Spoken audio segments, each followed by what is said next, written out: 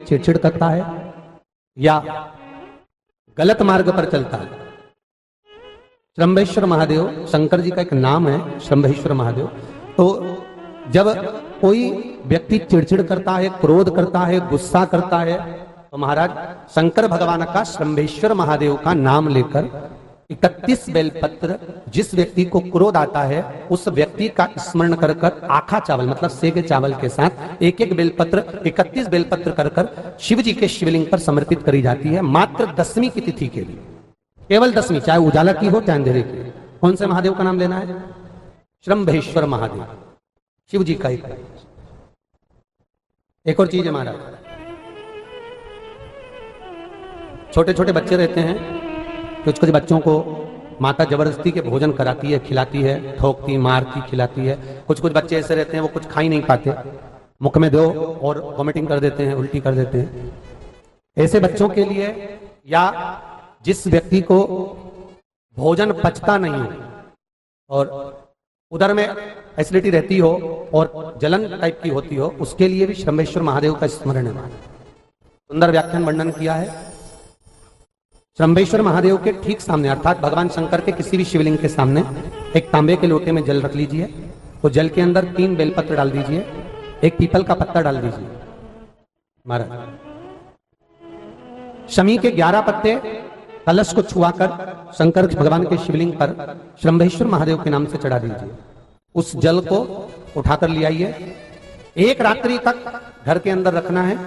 उस जल को श्रंभेश्वर महादेव का नाम लेकर जिस व्यक्ति को एसिडिटी होती हो या उधर खराब रहता हो या भोजन नहीं पचता हो या पेट से जुड़ी हुई प्रॉब्लम हो या बच्चों को भोजन कराते हैं और वो वोमिटिंग कर देते हो, ऐसे बच्चे को या भोजन नहीं भा रहा हो ऐसे व्यक्ति को उस जल को सवेरे दोपहर शाम 3 बार श्रंभेश्वर महादेव का नाम लेकर आचमन कराना प्रारंभ कर दो, पिलाना चालू कर दीजिए। 3 या 4 दिन पिलाओगे, अपने आप उधर में भी आनंद रहेगा, बच्चा भोजन करना भी प्रारंभ कर देगा। श्रंभेश्वर महादेव, विश्वास की पूर्णता में शिव तत्व की पूर्णता। सारे देवताओं पर नारियल को तोड़कर चढ़ाया जाता है, पर मेरे शंकर भगवान को नारियल तोड़कर नहीं पूर्ण चढ़ाया जाता है, क्योंकि विश्वास पूर्ण होना चाहिए। जैसे 5 स्थान पर लगाया गया चंदन व्यक्ति को बाधाओं से बचा लेता है, विपदाओं से बचा लेता है। जैसे पंचदेव का पूजन, शिव पंचायत का पूजन बाधाओं से बचा लेता है, विपदाओं से बचा लेता है। कई कई मंदिर ऐसे होते हैं जहां पर शिव पंचायत नहीं होती है, कई मंदिर ऐसे होते हैं जहां पर शिव पंचायत के देवता नहीं होते हैं। शिव पंचायत में सूर्य देव, भगवान नारायण, माँ जगत जननी, भगवान देवादिदेव महादेव, स्वयं भगवान श्री गणेश जी महाराज, ये 5 देव शिव पंचायत के मूल देवता माने। पर कई मंदिर ऐसे हैं जहां पर शिव पंचायत में सूर्य देवता का मंदिर में मूर्ति नहीं है या भगवान विष्णु की मूर्ति नहीं है, शंकर जी की मूर्ति की, तो यहां शिव पंचायतन का पूजन का स्मरण करते हुए वर्णन किया गया लिंग पुराण के अंदर कि शिवलिंग में 5 जगह ऐसी होती है जहां पर अगर चंदन का लेपन कर दिया जाता है तो विपदा, बांधा, तकलीफें, कष्ट दूर होता चले। 5 स्थान बताए, उसको समझिए। जैसे इसको देखो, ठीक है, ये शिवलिंग को अपन मान लो, इसको जलाधारी मानो जहां से जल बहता है, ठीक है। ये गोल भाग जलाधारी जिस पर शिवपिंडी रखी है, यहीं पर अपन गणेश जी कार्तिकेय का स्थान, बीच में अशोक सुंदरी का स्थान मान लो। अब इसको समझिए, 5 स्थान बताए। पहला स्थान भगवान शंकर के पूरे शिवलिंग का मध्य भाग, ये पूरा जो शिवलिंग है शिव जी का, उस शिवलिंग का मध्य भाग प्रथम। द्वितीय है जहां पर गंगा का अविरल धारा निरंतर बह रही है, द्वितीय स्थान गंगा की धारा का मूल बिंदु शिखा, पहला। दूसरा, तृतीय स्थान उसी के सामने जो जलाधारी का पटका दिख रहा हो, दिखता है जलाधारी का सामने का हिस्सा, भीतर का हिस्सा नहीं, जिस पे रखा है वो हिस्सा नहीं, सामने जो दिख रहा है।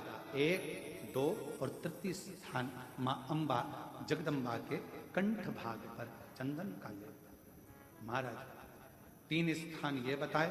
चौथा स्थान जहां से जल नीचे गिर रहा है, जल गिरने का जो स्थान छोटा सा एक भाग रहता है, वो जितनी जगह रहती है उसके मध्य भाग, चतुर्थ स्थान। और 5वें नंबर का जो भाग बताया गया वो अशोक सुंदरी का स्थान। ये 5 स्थान ऐसे हैं जहां चंदन का थोड़ी सी बिंदी भी अगर हम लगा देते हैं तो कैसी भी विषम परिस्थिति हो वो टल जाती है और बाबा की कृपा होना प्रारंभ। पंचदेव, शिव पंचायत के 5 देवताओं का स्मरण कर कर, सूर्य देव, नारायण, मां जगदम्बा, दुर्गा भवानी, भगवान देव महादेव, भगवान श्री गणेश जी महाराज का स्मरण कर कर पंचदेव के नाम से पंच नहीं है अपने मंदिर में शिव पंचायत नहीं विराज रही है या शिव पंचायत है नहीं, अपने मंदिरों में शिव पंचायत की मूर्ति नहीं है, तो हम 5 स्थान पर लेपन कर सकते। और हम तो यहां तक कहेंगे अगर कोई स्त्री हो, पुरुष हो, बच्चा हो, बूढ़ा हो, जवान हो, किसी को भी शरीर का चर्म रोग अगर हो गया है, चर्म रोग से अगर वो ग्रसित हो गया है तो दुर्वा, जानते हो दुर्वा, सोमवार की अष्टमी के दिन यही 5 स्थान पर दुर्वा को समर्पित करें और वही दुर्वा वापिस लेकर आए और 5 दिन तक लगातार एक एक दुर्वा, जो स्थान बताए हैं, प्रथम स्थान की दुर्वा पहले, द्वितीय स्थान, तृतीय स्थान की तीसरे दिन, चौथे स्थान की चौथे दिन, 5वें स्थान की 5वें दिन उस दुर्वा का सेवन करे धीरे धीरे। ये अगर वो सोमवार की अष्टमी के दिन 5 दिवस तक लगातार उस दुर्वा का सेवन करे, डॉक्टर का इलाज अपनी जगह चलने दो, डॉक्टर को दिखाते रहो क्योंकि वो भी शिव का रूप है, पर साथ में अगर वो दुर्वा का प्रयोग करना प्रारंभ करे तो अगर चमड़ी सफेद भी पड़ जाती है या चर्म रोग कैसा भी हो जाता है, धीरे धीरे ठीक होना प्रारंभ हो जाता है। शिव पंचायत में रोग की मुक्ति के लिए, चर्म रोग की मुक्ति के लिए स्वयं भास्कर भगवान देवाधिदेव महादेव के स्वरूप आनंदमय सुखमय सूर्य देवता की भी उपासना करी। बेल पत्र के पत्र को तोड़ने से पहले एक नियम है कि बेल पत्र के पत्र को वृक्ष से जब तोड़ा जाता है तो सबसे पहले उसको मंत्र दिया जाता है। क्या कहा जाता है? ओम नमः शिवाय। बेल पत्र के पत्र को पेड़ पे से जब तोड़ा जाता है तो ओम नमः शिवाय का नाद किया जाता है। और बेल पत्र के पत्र में, इसमें तो वो नहीं है गूठी, बेलपत्र का जब पत्ता टूटता है तो यहाँ एक गूठी आ जाती है, देखा है आप लोगों ने? जम के तो बोलो, देखा है? तो बेलपत्र के पत्र में जो गूठी होती है उसको भी जब तोड़ा जाता है, उस गूठी को जब अलग किया जाता है तब भी शिव मंत्र उसको दिया जाता है। ओम नमः शिवाय, ओम नमः शिवाय, ओम नमः शिवाय। वृक्ष पे से पत्ते को तोड़ा तो मंत्र दिया, गूठी को तोड़ा तो मंत्र दिया, और बेलपत्र के पत्ते को जब तोड़ा जाता है, मंत्र, पत्ते को तोड़ने से पहले मंत्र प्रदान किया जाता है, और जब तोड़ा जाता है तो कहा जाता है, हे मां पार्वती, हे मां गोरा, चलो तुम्हें शिवजी ने बुलाया है मेरे कल्याण के लिए। मां, आपको शंकर जी ने याद किया है, मेरे ऊपर बहुत दुख है मां, कल्याण करिए, चलिए मेरे दुख को समाप्त करिए, निमंत्रण दो।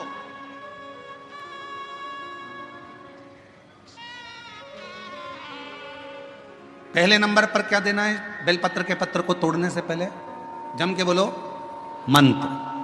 दूसरे नंबर पर क्या देना है? बेलपत्र के पत्र को चलने का, जम के बोलो निमंत्रण। मां पार्वती जी से कहो, हे मां गोरा, हे मां पार्वती, हे मां चलिए, आपको शिव जी ने याद किया है। मां, हे मां पार्वती, हे मां गोरा, मेरे कल्याण के लिए, मेरे दुख को दूर करने के लिए, मेरी तकलीफों को हरने के लिए, हे मां गोरा, मेरे कष्ट को समाप्त करने के लिए, मां गोरा, मेरा भंडार भरने के लिए आपको शिव जी ने याद किया है, निमंत्रण दो। लेकर आए, फिर गूठी तोड़ी, फिर मंत्र दिया, ओम नमः शिवाय, नमः शिवाय, नमः शिवाय। अब गुरुजी ने पूछा कि तुमने मंत्र दिया? नहीं। तुमने निमंत्रण दिया? नहीं। तो फिर तुम्हें क्या हक है कि बेलपत्र का पत्र तोड़ो? शिव महापुराण की कथा तो कितनी बड़ी बात कहती है, बेल पत्र के पत्र को सीधे पेड़ में से तोड़ कर लेकर आना चाहिए।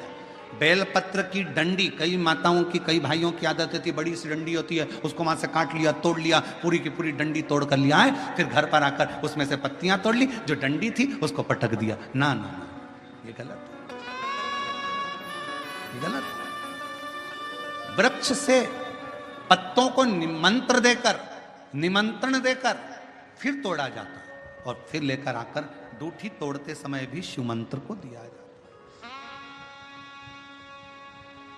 कुछ नियम है बेलपत्र के भी, उसको धारण करना चाहिए। कुछ जैसे डॉक्टर की गोली खाने के भी नियम होते हैं। डॉक्टर साहब लिखते हैं कि सुबह ये गोली लेना, शाम को ये लेना, ये भोजन के पहले लेना, ये भोजन के बाद लेना, और सुनो इसको गर्म दूध से ले लेना, इसको पानी से ले लेना। अब मालूम पड़े तुमने सोचा कि मैं एक काम करती हूँ, कहाँ मेरा टाइम बर्बाद करूंगी, सुबह लो, शाम को लो, दोपहर में लो, तो तुमने सारी गोली एक साथ खा गई और फिर डॉक्टर के पास गई, डॉक्टर साहब मेरे को तो आराम ही नहीं लग रहा, मैंने 3 बार 15 दिन से गोली खा रही हूँ, 10 दिन से गोली खा रही हूँ। डॉक्टर साहब ने पूछा गोली खा रही हो तो क्या तुमने नियम धारण करा? हाँ। क्या क्या नियम धारण करा? सुबह की गोली सुबह खाई, भूखे पेट की भूखे पेट खाई, भोजन के बाद की भोजन के बाद खाई? नहीं नहीं नहीं, मेरे पास समय नहीं रहता, इसलिए सारी की सारी एक साथ खा गई। डॉक्टर ने कहा इसीलिए तो दवाई असर नहीं कर रही है। दवाई खाने का भी तरीका होता है। आवाज सेट नहीं है भाई, दवाई खाने का भी तरीका होता है। दवाई को खाने का भी एक तरीका है, उस दवाई को खाओगे आनंद पाओगे, स्वस्थ हो जाओगे, रोग मुक्त हो जाएगा। तो दवाई के खाने का भी तरीका है। उसी तरह गुरु कह रहे हैं, संत ने कहा कि तुमने गलती करी, तुमने करी।